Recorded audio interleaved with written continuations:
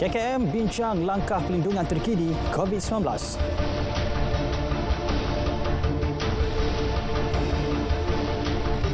Assalamualaikum, salam Malaysia Madani, berita wilayah 6 Mei 2023. Saya Azamudin Hussein, kami bawakan paparan negeri-negeri dan lintas langsung petang ini.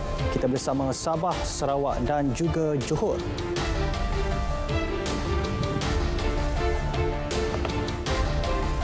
Baik, bagi mengatasi masalah kesesakan jalan raya di Pulau Pinang, kerajaan bersetuju menambah dana dalam satu skim yang besar bagi membolehkan projek transit yang ringan LRT dilaksanakan segera di negeri itu. Perdana Menteri Datuk Seri Anwar Ibrahim berkata, satu pertemuan dengan kerajaan negeri akan diadakan dalam tempoh 2 minggu lagi bagi membincangkan kaedah terbaik pelaksanaan projek itu. Dan dalam tempoh 1-2 minggu, kita akan ada pertemuan dengan kerajaan Pulau Pinang untuk mengadakan skim yang benar-benar cukup kerana peruntukan itu agak besar dari bentuk pinjaman dan memerlukan campur tangan kerajaan persekutuan dan supaya dapat disegerakan. Kesesakan di Pulau Pinang ini keterlaluan. Kita ada MRT, LRT, pelbagai monorail di Lembah Kelang. Mengapa tidak boleh dialih kepada satu kota yang kedua terbesar di negara kita dan tidak boleh ambil sikap yang negatif. Dia bercakap demikian ketika berucap sempena Majlis Rumah Terbuka Aidilfitri Malaysia Madani di Pulau Pinang. Ketua Menteri Chow Kam Yew sebelum ini berkata kerajaan negeri tidak pernah berputus asa untuk meneruskan projek LRT Komtar ke Bayan lepas. Projek berkenaan sentiasa dalam senarai untuk dikemukakan kepada kerajaan bagi dipertimbangkan dalam bajet 2023 Persekutuan. Kementerian Kesihatan KKM sedang membincangkan langkah pelindungan terkini susulan Pertubuhan Kesihatan Sedunia WHO memutuskan COVID-19 bukan lagi dikategori sebagai kecemasan kesihatan antarabangsa. Menterinya Dr. Zaliha Mustafa berkata, perkara itu akan diumum dalam masa terdekat, namun SOP COVID-19 sedia ada diteruskan seperti biasa. Beliau berkata keputusan WHO itu sedang dipertimbang selari dengan trend semasa COVID-19 dalam negara.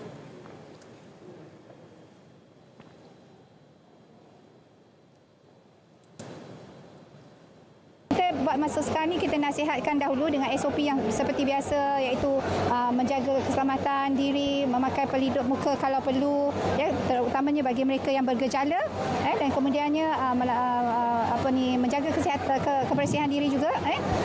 Itu buat sementara ni kita galakkan rakyat ataupun penduduk melakukan sedemikian sehinggalah insya-Allah nanti kita akan membuat kenyataan lah, sama ada kita akan juga memutuskan seperti mana yang diputuskan oleh WHO. Beliau ditemui pemberita pada Majlis Rumah Terbuka Aidilfitri Parlimen Sekijang di Segamat.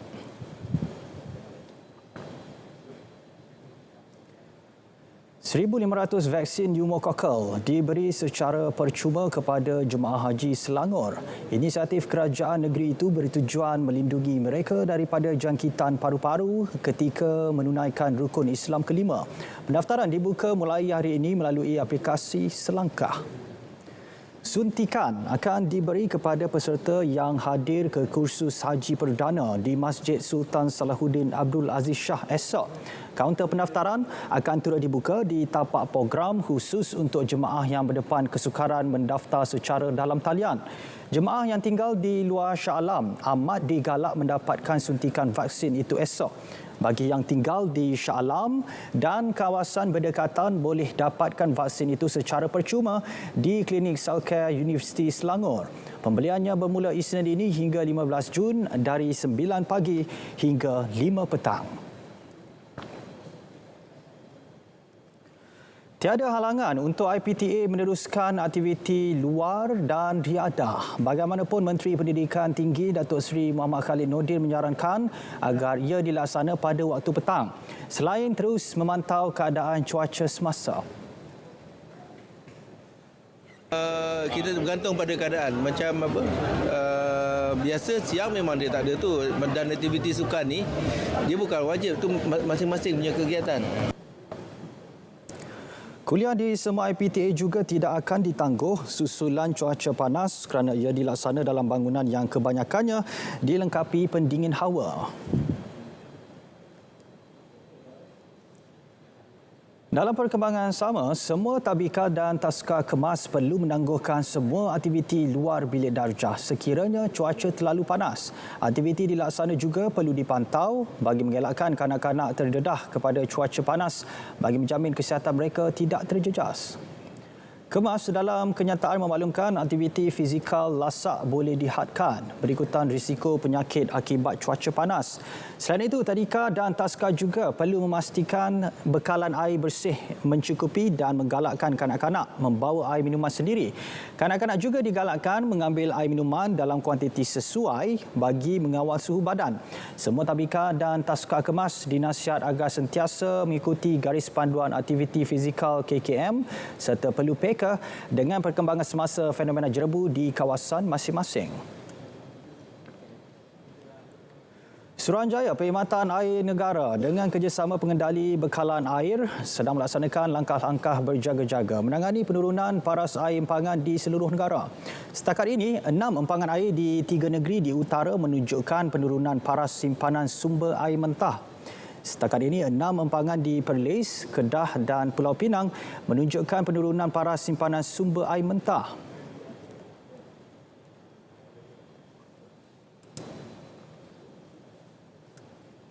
Kita menjangkakan bahawa 3 negeri itu kemungkinan akan turun kepada sekitar 70% berbanding 90% berperingkat, dan akhirnya kita jangka akan pergi kepada 62% pada bulan September. Itu adalah jangkaan. Kalau ikutkan jangkaan ni, Malaysia akan menerima ataupun akan turut terkesan dengan El Nino, iaitu sekitar 57% pada bulan Jun hingga September, manakala meningkat kepada 62% pada bulan September hingga November 2023. Jadi penyusutan empangan itu dijangka akan berlaku serentak dengan keadaan cuaca semasa. Paras air empangan di bawah 40% merupakan tahap kritikal. Justeru penggunaan air secara berhemah disarankan. Untuk catuan bekalan sekiranya perlu. Kalau kita nak berterusan dengan kadar yang minimum ataupun dengan jumlah air yang sedia ada yang sedikit, mungkin sukar. Mungkin kita boleh jadualkan semula 3 hari ada air, mungkin 1 hari kita hentikan. Ini akan merujuk kepada pelan daripada pihak operator itu sendiri, bagaimana mereka boleh selaraskan benda ini.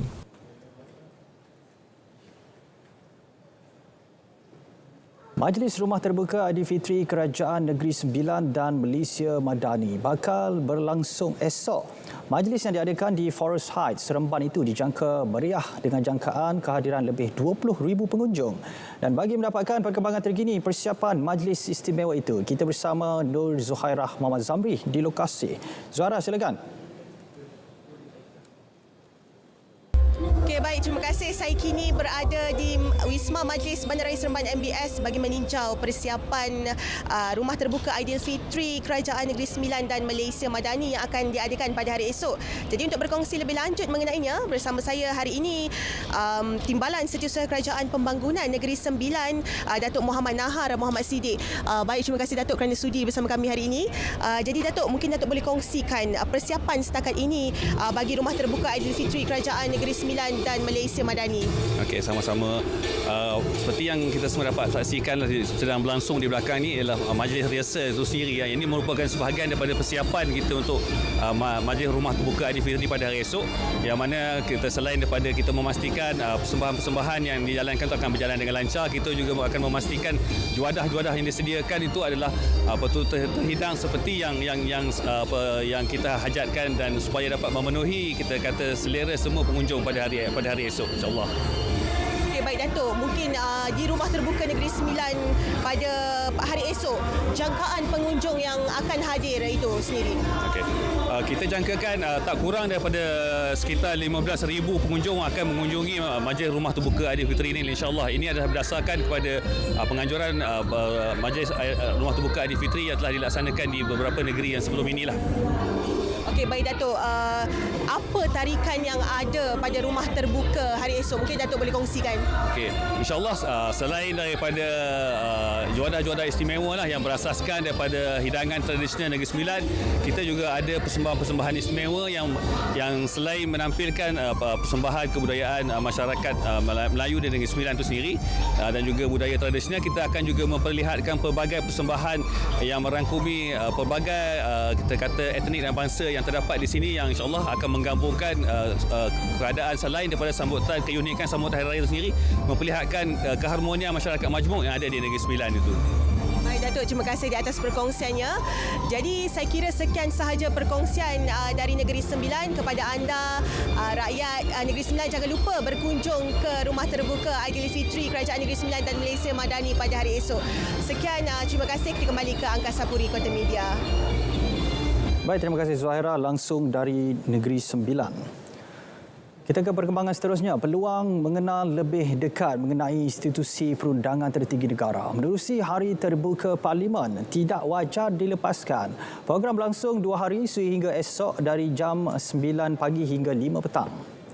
Bertemakan merakyatkan Parlimen, warisan negara, pelbagai aktiviti menarik menanti para pengunjung.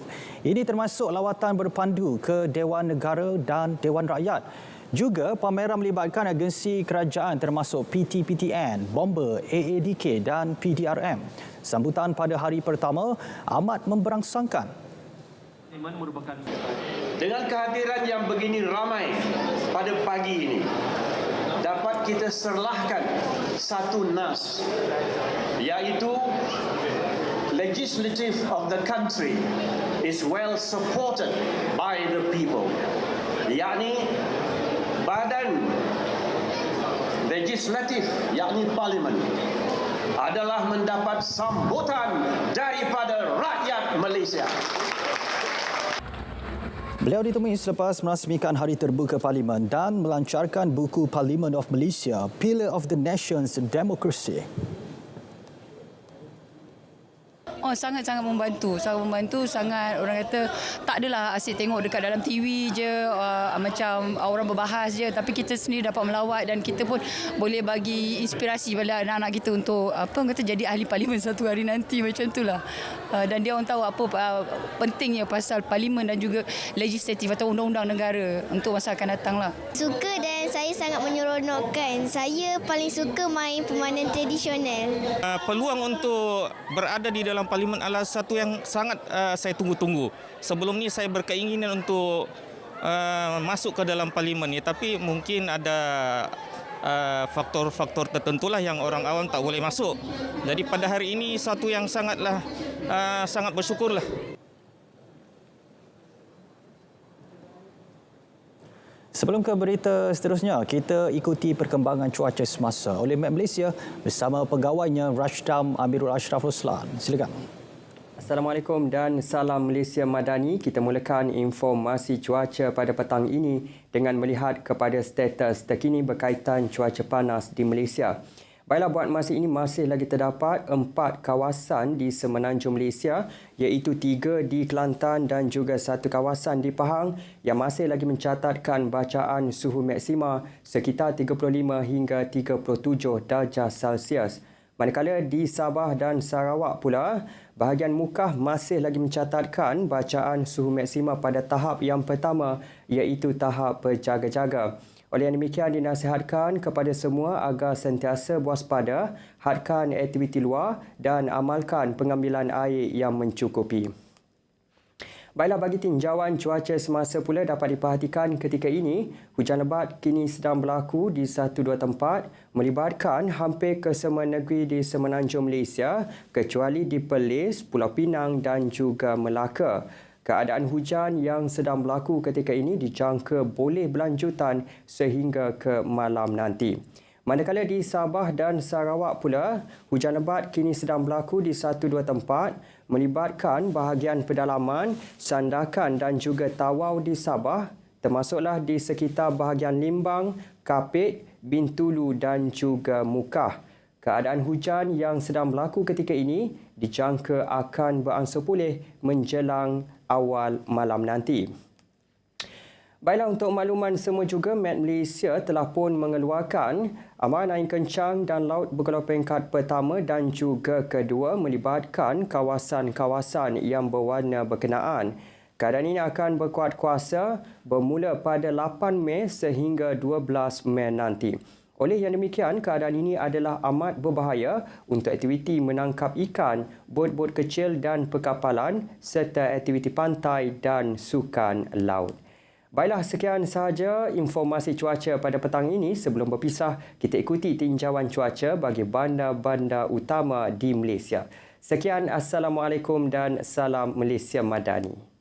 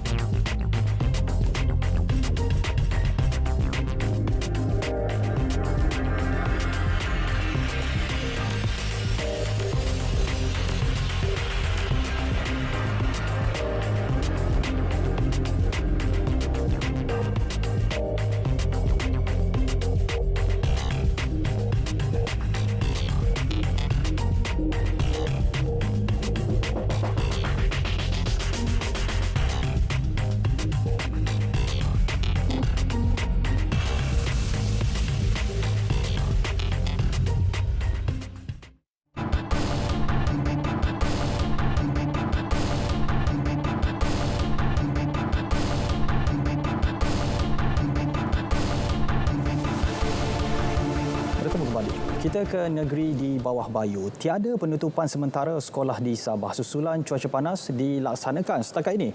Untuk perincian yang kita langsung bersama Muhammad Syarif Zamawang di Kota Kinabalu. Ijam, silakan. Ya Azam, tiada sebarang penutupan sekolah direkodkan di Sabah akibat cuaca panas meskipun berbuat demikian oleh Kementerian Pendidikan Malaysia. Exco Pendidikan Datuk Muhammad Arifin Muhammad Arif turut memaklumkan kebenaran sama turut terpakai kepada sekolah agama di bawah kelolaan Jabatan Hal Ehwal Agama Islam Sabah. Saya yakin ini juga terpakai dengan sekolah-sekolah agama kita dan saya juga meminta pengarah Jahin yang bertanggungjawab berhubung dengan sekolah-sekolah agama negeri dan sekolah menengah agama negeri agar menyelaras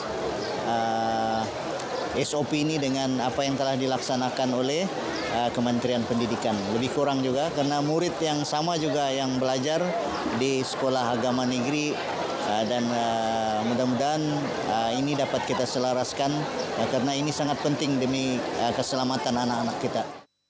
Beliau berkata demikian ketika ditemui media dalam majlis rumah terbuka Aidilfitri di Kampung Pimping, Membakut. Datuk Arifin yang juga adun Membakut menggesa semua pengetua dan guru besar sekolah agar sentiasa peka dan memaklumkan keadaan cuaca di tempat masing-masing kepada Jabatan Pendidikan Negeri Sabah. Pada 29 April lalu, menerusi perkeliling dikeluarkan KPM membenarkan pentadbir sekolah menutup sekolah jika cuaca panas berada pada tahap amaran 2 dengan suhu tertinggi melebihi 37 darjah Celsius selama 3 hari berturut-turut. Hasil kajian projek empangan papar dijangka diketahui selewat-lewatnya hujung tahun ini. Kajian berkenaan sepatutnya siap hujung bulan depan, namun tempoh kajian dilanjutkan disebabkan pelbagai faktor. Menurut Menteri Kerja Raya Sabah, Datuk Shah Helmi Yahya, kajian yang siap kelak akan diteliti kerajaan untuk tindakan selanjutnya. At the moment, we are waiting for the feasibility study to be completed. It should be completed by June this year as well, but I was told there is an extension of time requested. So hopefully before end of the year, we would be able to get the result of the feasibility study. Datuk Shah Helmi berkata demikian selepas menyempurnakan Majlis Pelancaran Ekspor Pembinaan dan Mesin di Kota Kinabalu. Sebelum ini, Jabatan Air Negeri Sabah dilapor akan meneruskan projek bekalan air Kota Kinabalu Fasa 3 membabitkan pembinaan empangan papar. Projek bernilai 3 bilion ringgit itu dicadang sejak 2010 namun ditangguhkan berikutan bantahan pelbagai pihak, terutama penduduk di kawasan hulu Sungai Papar yang bimbang kehilangan tanah hak adat anak negeri NCR selain pembinaannya didakwa boleh merosakkan alam sekitar. Dalam perkembangan sama, Datuk Shah Helmi memaklumkan projek loji rawatan air Telibong 2 dijadual siap sepenuhnya penghujung Jun depan. Dengan siapnya loji tersebut, ia membantu mengatasi masalah kekurangan bekalan air di Bandaraya Kota Kinabalu. Kementerian Pembangunan Perindustrian dan Keusahawanan akan memperkenal label hologram bagi memperakui keaslian produk Sabah yang dihasilkan pengusaha tempatan. Label berkenaan dilancarkan pada 20 Mei dan diedar secara percuma kepada usahawan berdaftar dengan Jabatan Pembangunan Perindustrian dan Penyelidikan. Pembantu Menterinya Datuk Andi Muhammad Suryadi Bandi yakin cetakan hologram ini dapat mengatasi masalah lambakan produk yang menggunakan identiti produk Sabah tetapi diproses atau dikilangkan di luar negeri Sabah. Ini merupakan satu kesempatan yang baik untuk kita meningkatkan lagi produk tersebut, meningkatkan lagi dia punya kualiti selain daripada menunjukkan bahawa produk-produk Sabah ini banyak di pasaran dan senanglah selain daripada peniaga dapat meningkatkan lagi jualan mereka, pembeli pun boleh membeza-bezakan antara produk yang dikeluarkan oleh Sabah. Dalam pada itu, menurut Datuk Suryadi, kriteria bagi penerima label hologram adalah produk dihasilkan di Sabah, produk boleh menembusi pasaraya tempatan, luar negeri atau ekspor serta memenuhi piawaian pembungkusan yang ditetapkan pasaraya. Beliau berkata demikian selepas sesi libat urus usahawan perusahaan mikro, kecil dan sederhana disandakan. Sesi libat urus disertai 100 usahawan ini bertujuan memberi maklumat berkaitan bantuan, program dan geran yang disediakan kerajaan dalam membantu peniaga memajukan perusahaan masing-masing. Pengurusan Jabatan Penyiaran Malaysia Negeri Sabah terus berusaha mengenal pasti tapak tanah yang sesuai bagi membina bangunan baharu stesen radio Sandakan FM. Menurut Timbalan Pengarah Penyiaran Sabah, Aminah Samsudin Mohamad, perbincangan selanjutnya akan dibuat bersama pihak ibu pejabat di Kuala Lumpur untuk penilaian tapak. Selepas ini kita akan berbincanglah, kita akan membincangkan apakah sebenarnya yang kita boleh buat di tapak berkenaan, terutama di stesen pemancar berkenaan, sebab tanah di situ memang agak luas lah kan, tetapi kalau kita lihat di situ dia punya jarak tu agak jauh dan tidak sesuai untuk dibangunkan RTM sandakan di situlah. Jadi kita sedang berusaha untuk mencari tapak yang lebih sesuai lah. Beliau ditemui RTM dalam Majlis Hari Raya Aidilfitri bersama Timbalan Ketua Pengarah Penyiaran Strategik RTM di Sandakan. Baik, setakat ini perkembangan dari Sabah. Teruskan kesetiaan anda bersama Berita Wilayah. Kita kembali bersama dengan Azam di Angkasa Puri untuk lebih banyak perkembangan semasa di seluruh negara. Teruskan Azam. Baik, terima kasih Ijam membawakan laporan-laporan dari Sabah.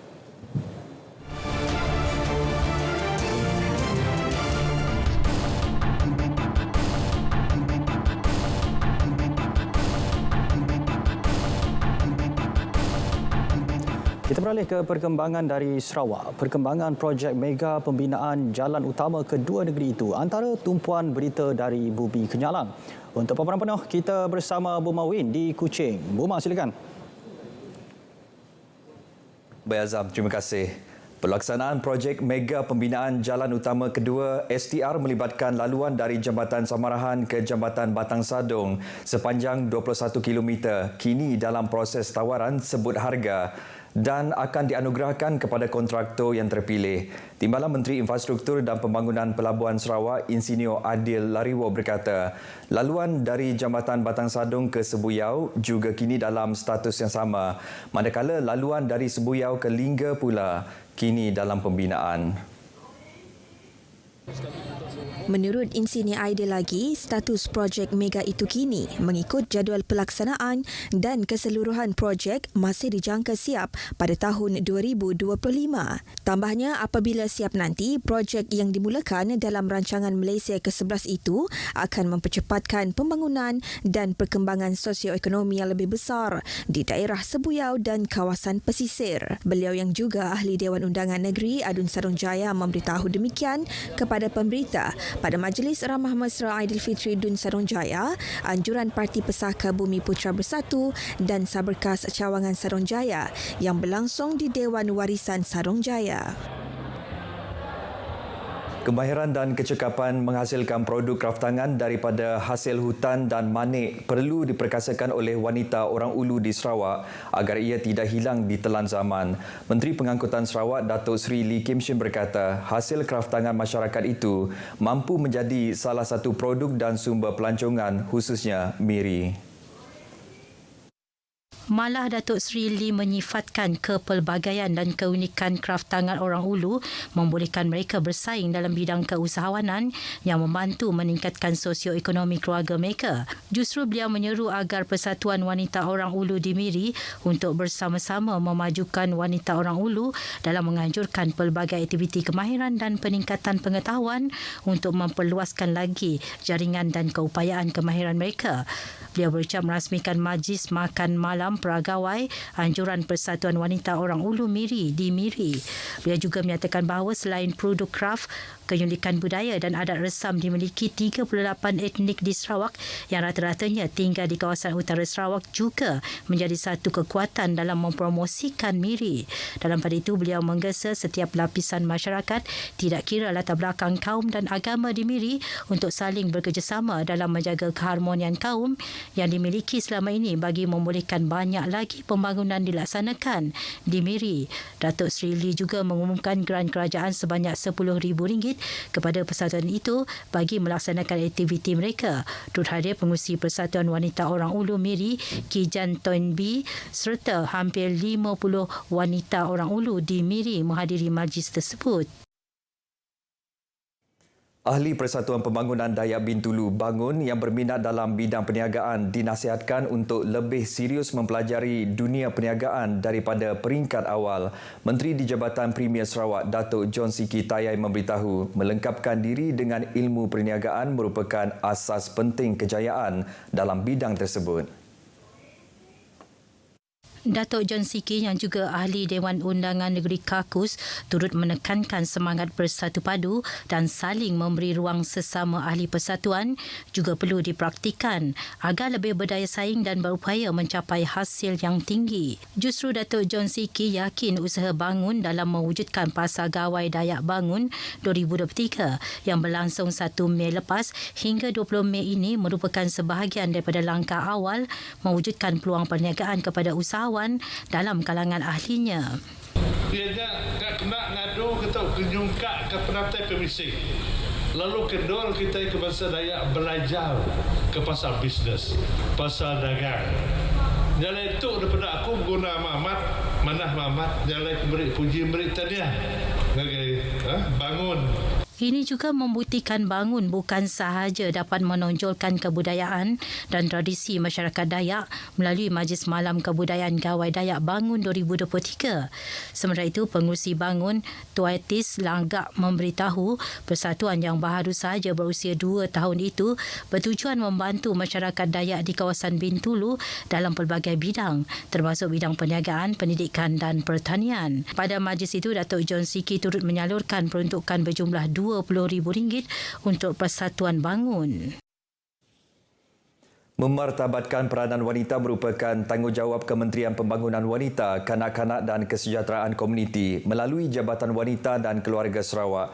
Ke arah itu, pelbagai usaha yang dilakukan oleh jabatan tersebut menerusi 2 fokus utama tahun ini, iaitu kepimpinan dan keusahawanan. Timbalan Menteri Pembangunan Wanita, Kanak-kanak dan Kesejahteraan Komuniti, Datuk Rozi Yunus berkata, langkah itu penting bagi memastikan wanita diberi tempat yang sesuai sebagai pembuat keputusan serta memberi peluang kepada mereka meningkatkan ekonomi keluarga. Untuk bergerak ke hadapan, beliau juga menggalakkan wanita untuk menyahut cabaran terhadap peluang yang ditawarkan dan membuktikan kemampuan mereka untuk tugas yang diamanahkan. Tambah Datuk Rozi, di peringkat negeri, kerajaan komited dalam memperkasakan wanita apabila Premier Sarawak Datuk Patinggi Tan Sri Abang Johari Tun Openg telah meluluskan peruntukan berjumlah 2.5 juta ringgit untuk Jabatan Wanita dan Keluarga Sarawak baru-baru ini untuk membantu mengelolakan kursus-kursus dan sebagainya. Sehubungan itu, beliau menyuruh wanita khususnya di luar bandar supaya sentiasa berhubung dengan pihak kementerian untuk melihat peluang dan ruang menghadiri kursus atau mendapatkan program outreach daripada jabatan untuk dibawa ke kawasan mereka. Beliau berkata demikian pada Majlis Perasmian Persatuan Wanita Long Bedian dan Perayaan Hari Ibu 2023 di Miri. Penubuhan Persatuan Wanita Long Bedian ditubuhkan dengan pelbagai objektif, terutamanya untuk menyatukan wanita di bawah satu bumbung di samping menjalankan kerja amal dan menjaga kebajikan ahli. Pada majlis tersebut, beliau menyaksikan penyerahan kad ahli oleh penasihat persatuan itu, Dennis Ngau, kepada pengurusinya, Joanna Ping Eng. Sejak ditubuhkan 6 bulan lalu, persatuan itu kini mempunyai lebih 100 orang ahli. Kerajaan sentiasa komited dalam usaha memastikan golongan orang kurang upaya OKU mendapat hak dan peluang yang sama seperti masyarakat lain dalam setiap aspek kehidupan. Menteri Pelancongan, Seni dan Budaya Datuk Seri Tiong King Sing berkata, usaha ini penting untuk menggalakkan penyertaan dan keberkesanan bagi kumpulan khas yang mana kesaksamaan hak dan peluang telah diperuntukkan dalam Akta OKU 2008 dan polisi serta Pelan Tindakan OKU. Jelas Datuk Seri Tiong, semua pihak harus beri perhatian kepada hak dan kepentingan OKU, termasuk hak akses seperti pendidikan, pekerjaan, kesihatan dan pengangkutan ke arah kesejahteraan. Ujarnya, golongan OKU sentiasa mendapat perhatian dan tidak pernah dipinggirkan oleh kerajaan, dan ini jelas terbukti menerusi pelbagai bantuan dan inisiatif yang telah disediakan oleh kerajaan setiap tahun. Datuk Seri Tiong berkata demikian di Sibu menerusi teks ucapannya yang dibacakan oleh Kaunselor Joshua Ting Fuing pada Majlis Perasmian Konvensyen Autisma Kebangsaan 2023. Tambahnya, menerusi konvensyen ini, golongan ibu bapa didedahkan dengan penjagaan anak-anak istimewa ini. Seramai 81 orang penuntut institusi pengajian tinggi yang bakal dan sedang menyambung pengajian daripada kawasan Dewan Undangan Negeri Tanjung Batu menerima sumbangan berupa wang tunai daripada Pusat Hikmat Tanjung Batu, Adun Tanjung Batu, Johnny Pang. Pada majlis penyerahan bantuan itu, di Bintulu memberitahu pihaknya juga menyediakan nasihat kewangan, panduan mendapatkan biasiswa dalam melanjutkan pelajaran dan sebagainya. They find a lot of issue when they want to go for further study, especially our local youth, and then Sarawak government is trying to help. I think for now, Yayasan Sarawak also helping. If you cannot get your PTM from education, you can apply from Yayasan also. Johnny Pang menjelaskan sumbangan tersebut merupakan inisiatif berterusan kerajaan bagi mengiktiraf pencapaian mereka yang berjaya melanjutkan pelajaran ke peringkat yang lebih tinggi. Tambahnya, peluang melanjutkan pelajaran di IPT sepatutnya menjadi pembakar semangat untuk terus menempa kejayaan pada masa hadapan. Baik, saudara, perkongsian itu tadi mengakhiri berita dari Sarawak. Salam Malaysia Madani. Kita kembali bersama Azam di Angkasa Puri. Silakan. Ya, baik, terima kasih Buma, langsung dari Sarawak.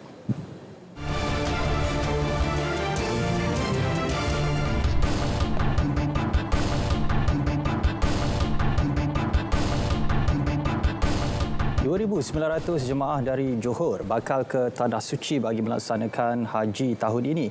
800 daripadanya penduduk ibu negeri. Perinciannya bersama Nur Iliana Khalid. Silakan Iliana.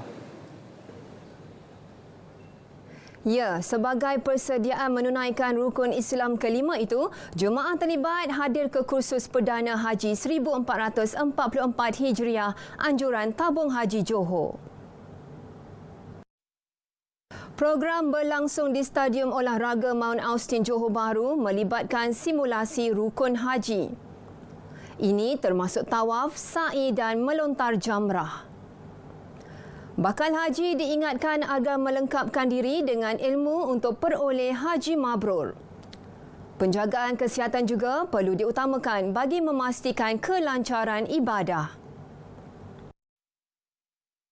Okey, memang kita tahun ni agak terperanjat juga sebab apa yang tak lepas kesihatan pun ramai.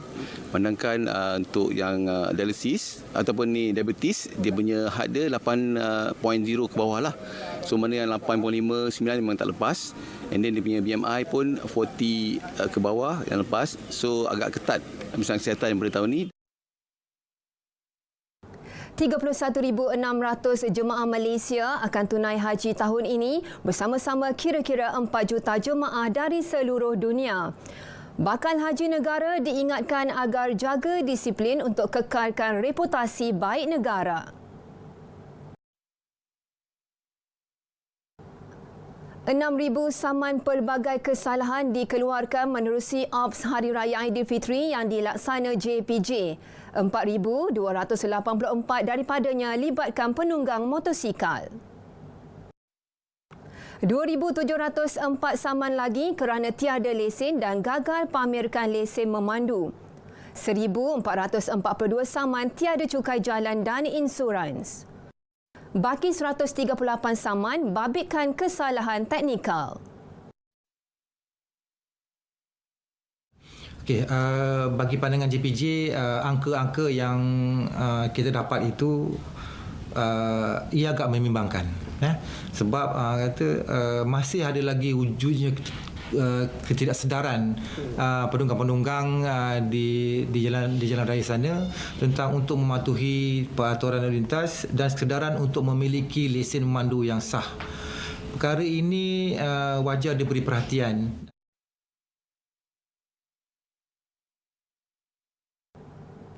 Berdasarkan Ops Aidilfitri JPJ itu, golongan muda berusia 15 hingga 30-an paling ramai dikesan tidak memiliki lesen memandu. Bagi mengurangkan kes seumpamanya, pelbagai inisiatif dilaksana termasuk taklimat keselamatan jalan raya.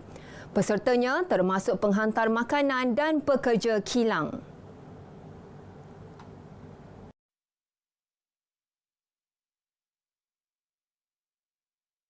Yang keduanya kita pergi ke kilang-kilang.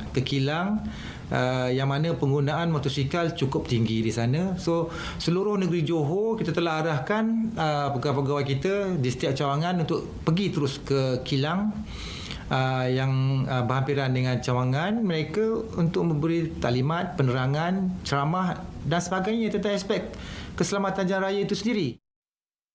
Ibu bapa turut diminta beri pendedahan kepada anak-anak mengenai kepentingan patuh peraturan jalan raya selain beri peringatan keburukan terlibat samsing jalanan. Sekian paparan berita dari Johor, kembali ke Angkasa Puri. Baik, terima kasih Liana langsung dari Johor.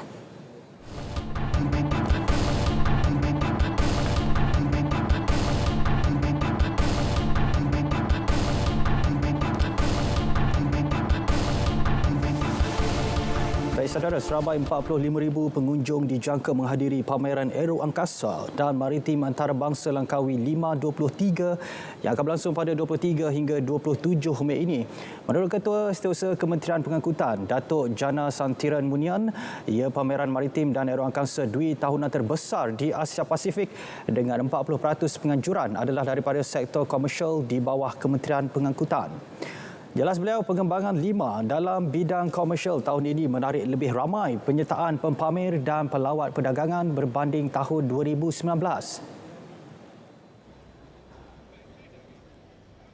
Semua booth-booth pameran, semuanya telah dijual, hampir semuanya telah dijual penuh dan bilangan penyertaan daripada peringkat antarabangsa merupakan yang paling tertinggi. Di antara banyak-banyak tahun ini tahun ini dimaklumkan tertinggi. Jadi ucapan tahniah kepada pihak penganjur, Kementerian Pertahanan dan juga Kementerian Pengangkutan. Beliau berkata demikian selepas merasmikan program Hari Bertemu Pelanggan, Karnival Kejaya, pameran mini dan pelepasan peserta pertandingan 24 Hours Challenge 523 di KL Central.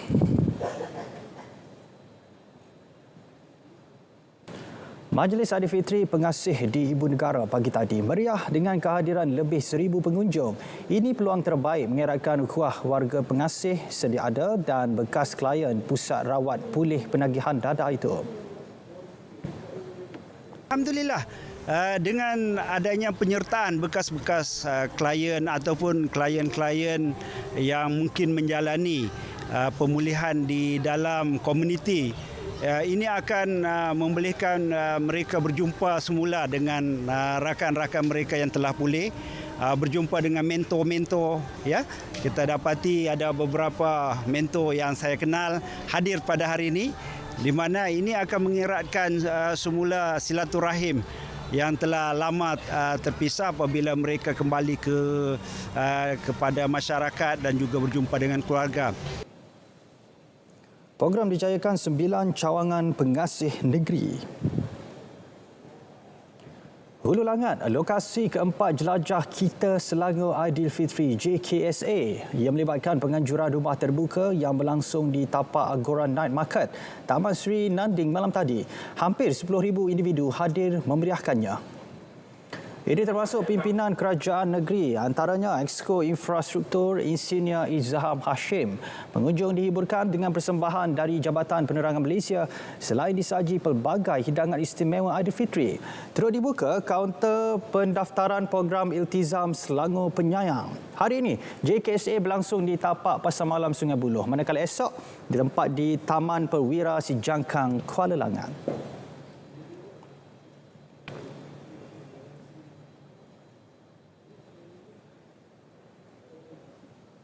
Dalam pada itu, Exco Selangor Khairuddin Osman berpendapat JKSA yang diadakan di 9 daerah berupaya memperkukuh keutuhan perpaduan rakyat berbilang bangsa.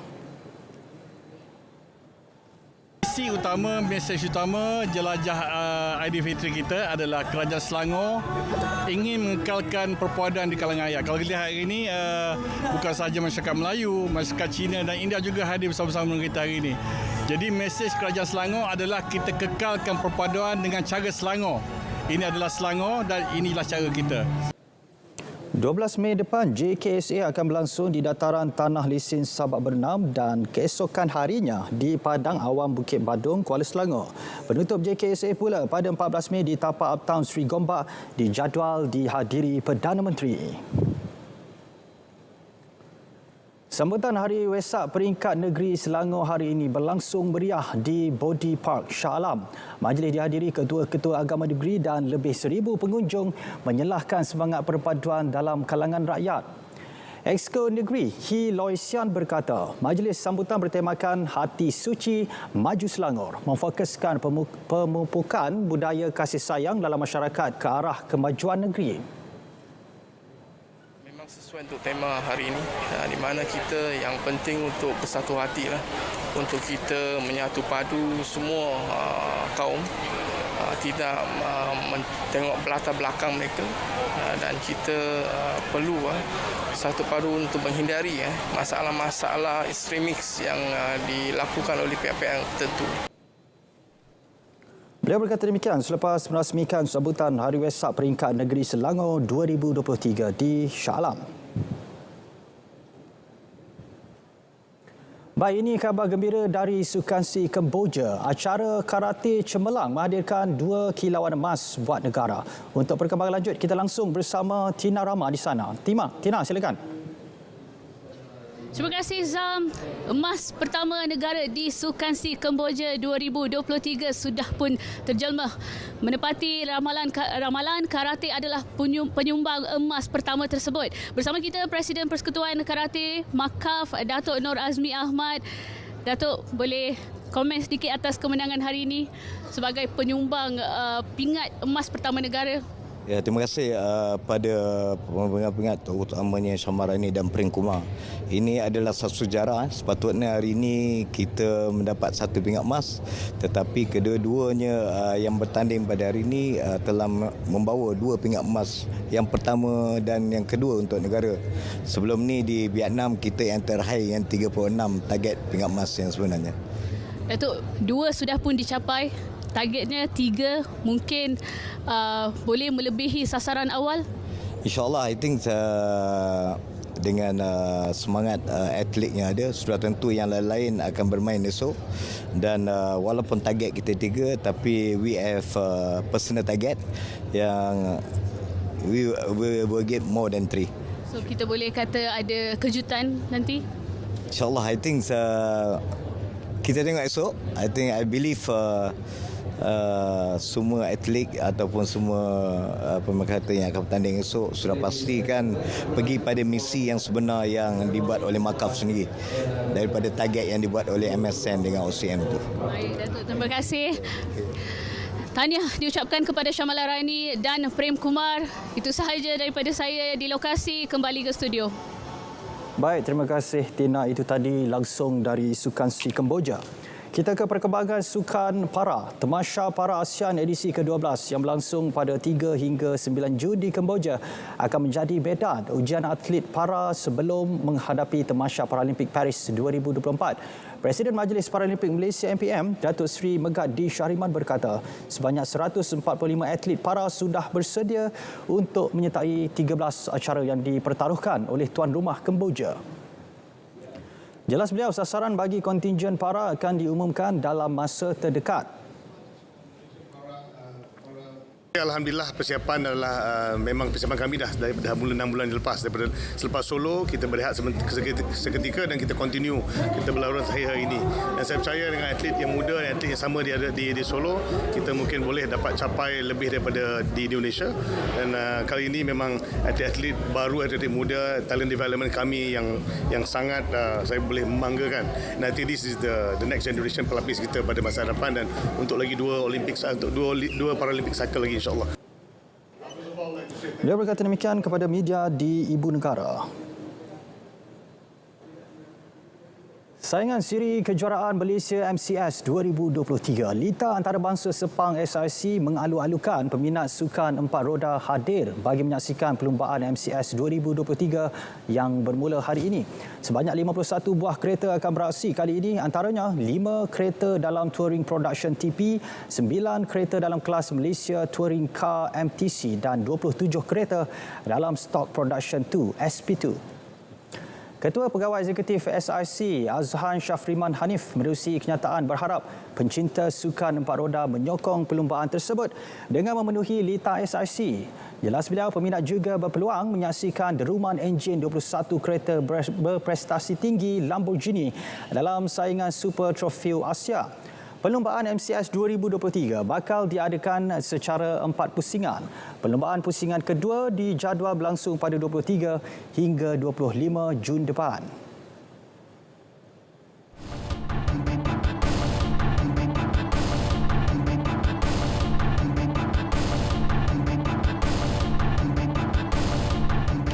Sehingga tahun lalu, sebanyak 953,075 hektar tanah Rizal Melayu telah diwartakan di Perak. Jumlahnya dijangka meningkat kerana 996.04 hektar lagi kawasan tanah Rizal Melayu sedang diwartakan Pejabat Tanah dan Galian PTG Perak yang akan diberi hak milik kepada Majlis Agama Islam dan Adat Melayu Perak MAEP-K. Menteri Besar Perak, Datuk Seri Sarani Muhammad menyatakan keluasan tanah tertentu yang dibatalkan status Rizal Melayu kerana pembangunan akan diganti dengan nilai setimpal atau keluasan tanah yang sama atau lebih. Pemansuhan tanah Rizal Melayu tidak boleh dibuat sewenang-wenangnya, sebaliknya perlu dilakukan untuk pembangunan kemudahan awam. Ini termasuk pembinaan hospital dan sekolah. Beliau turut memaklumkan usaha menambah jumlah tanah Rizal Melayu di Perak setiap tahun akan terus dipergiat. Ini pula mengenai peruntukan tambahan RM250 juta bagi menyelenggara Jalan Persekutuan yang diumum Perdana Menteri. Kerajaan Perak telah mohon sebahagian daripada dana itu untuk baik pulih Jalan Persekutuan yang rosak di negeri berkenaan. Perkara itu disahkan Pengerusi Jawatankuasa Infrastruktur, Tenaga Air dan Pengangkutan Awam Negeri, Datuk Seri Muhammad Nizar Jamaluddin. Permohonan dibuat mengikut prosedur selepas peruntukan tambahan itu diumum 18 April lalu. Pihaknya telah kenal pasti kawasan yang perlu segera dibaik pulih. Ini termasuk laluan lebuh raya Timur Barat yang menghubungkan Gerik Perak dengan Jeli Kelantan.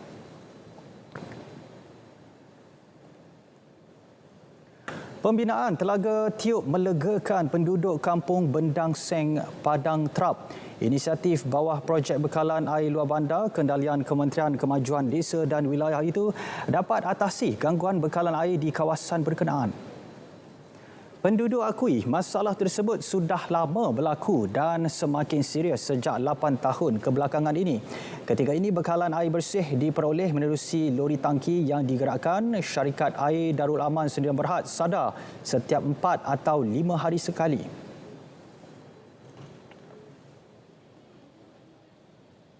Itulah kami memang masalah air ni. Jadi sekarang ni kami bila dapat Telaga Tiup ni daripada Kerajaan Persekutuan daripada Kementerian Pembangunan Luar Bandar, kami rasa lega lah walaupun kami tak dapat, tapi telaga tu dah digali, mungkin tak lama lagi kami akan dapatlah air ni. Jadi kami ucap terima kasih sangat-sangatlah kepada pihak kerajaan di atas keprihatinan mereka atas masalah yang kami hadapi ni. Dan saya juga merayu sesungguhnya kerajaan yang ada pada hari ini, contohnya kerajaan negeri Kedah, bantulah masyarakat Bendang Seng khususnya. Dan kalau kita melihat isu air ini begitu penting, begitu hangat diperkatakan pada hari ini. Dan ini juga merupakan isu yang cukup penting, isu yang cukup hangat yang diperkatakan di rata-rata masyarakat negeri Kedah.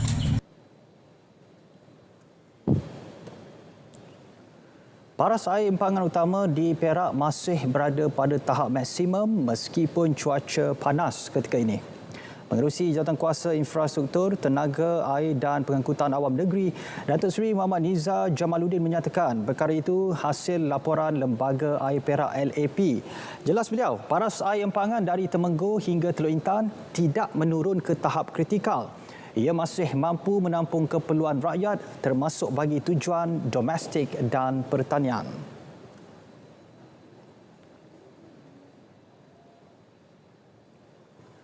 Polis membuka kertas siasatan berhubung kejadian langgar lari membabitkan seorang kanak-kanak di Jalan Setiawan, Taiping Rabu lalu. Ketua Polis Daerah Taiping, ACP Razlam Abdul Hamid berkata, kes disiasat di bawah Seksyen 279 Kanun Keseksaan kerana memandu secara gopoh. Beliau juga mengesahkan kedua-dua pihak terlibat dalam kemalangan tersebut telah tampil ke bahagian siasatan dan penguasaan trafik RPD Taiping untuk membuat laporan. Kejadian yang tular di media sosial itu berlaku berhampiran simpang 4 Temeluk kira-kira pukul 7.30 malam. Kemalangan membabitkan sebuah kenderaan utiliti sukan SUV yang dikatakan telah melanggar sebuah motosikal dinaiki kanak-kanak berkenaan bersama ibu bapanya sebelum melarikan diri. Kanak-kanak berusia 4 tahun itu mengalami luka di kaki, tangan dan muka.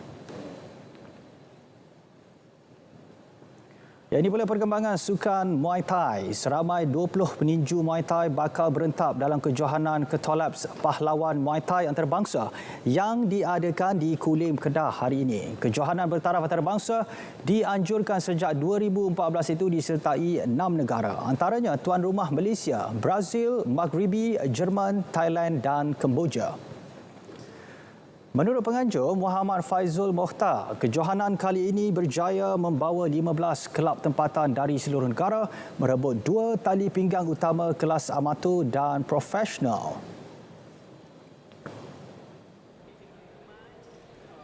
Kita ada 20 perlawanan ataupun 20 peninju. Kita ada 6 peninju antarabangsa. Dan kita juga ada juara-juara daripada dalam negeri kita sendirilah. ada well-known fighter yang ada. Jadi peninju-peninju yang luar negara ni akan lebih hangat sebenarnya apabila mereka-mereka ni semua antara orang-orang yang ternama di negara mereka. Jelas beliau, kemuncak kejohanan bakal membabitkan pertembungan peninju profesional antaranya Thiago Teixeira dari Brazil, Dan Carlson dari Thailand dan Christoph Krich dari Jerman.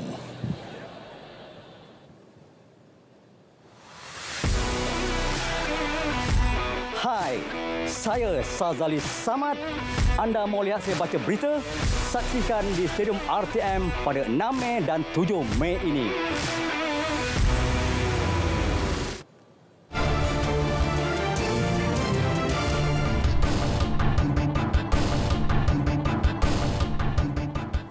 Enam anggota polis termasuk seorang berpangkat inspektor dari IPD Jerantut direman 6 hari mulai hari ini bagi membantu kes meminta suapan RM5,000. Perintah reman dikeluarkan Magistret Muhammad Shah Reza Nur Azman selepas meneliti permohonan SPRM hari ini. Mereka didakwa melakukan perbuatan itu Rabu lepas selepas meminta suapan daripada seorang lelaki sebagai balasan menyelesaikan kes rampasan air ketum.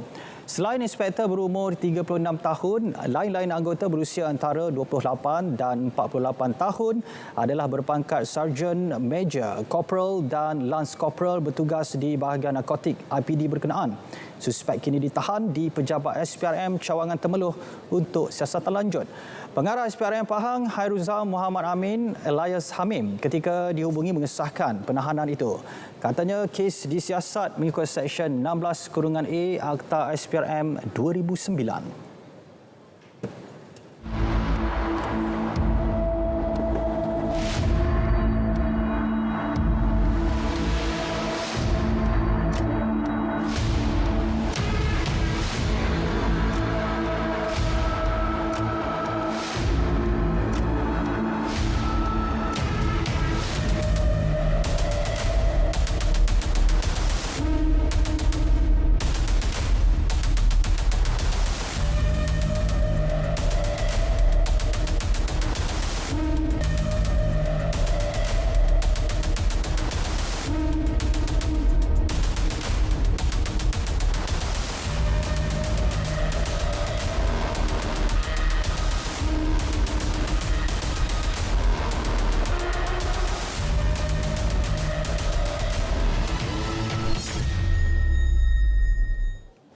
Anda mahu prabayar internet mudah alih pada harga yang murah?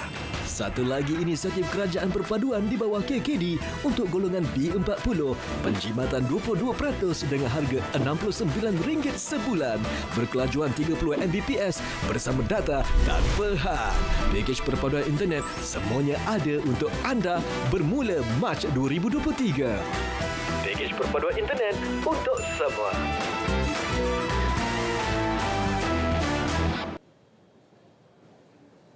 Baik, saudara, berita wilayah berakhir di sini. Terus setia bersama berita RTM untuk perkembangan sahih sepanjang masa. Saya Azamri Hussein. Dengan itu, Assalamualaikum, salam Malaysia Madani.